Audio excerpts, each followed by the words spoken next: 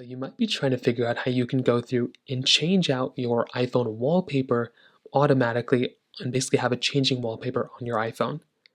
Now to do this, it's actually really easy. What we want to do first is we want to go inside of our iPhone lock screen like this, and we want to go ahead and hold it down. When you hold it down, it'll bring it into a page like this. So what we want to do is click on the blue button, the blue little plus button on the bottom, or you can click on the customize button, either one. So in this case, we'll click on the plus button if we already have wallpaper. Now what we want to do here is you'll see this photo shuffle button that comes up right here. What we want to do is we want to tap on that photo shuffle button that shows up, and it says photo shuffle is processing. So now what it's going to do is it's either going to let us choose an album or choose photos manually. So if we want to choose photos manually, click on here, and you can go ahead and choose the wallpapers that you basically want to go ahead and change it from. So find the wallpapers that you like. So in this case, I'll choose this wallpaper, and I'll choose a different wallpaper as well.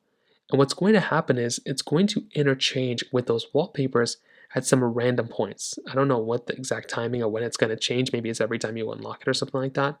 But it's going to go ahead and change it from one type of wallpaper to another.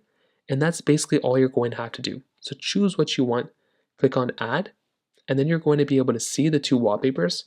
I guess it's this one, and I guess it's going to be a different one too. So we'll see what ends up happening here. So click on add in the top right. You can click on set as wallpaper pair. And now anytime you go through and basically click on this particular wallpaper, it's going to go ahead and change it. And as long as it's on that photo shuffle option, it's going to start changing it. So that's kind of one way to kind of think about it. Again, I don't know how often it changes it, but that's basically how you do it.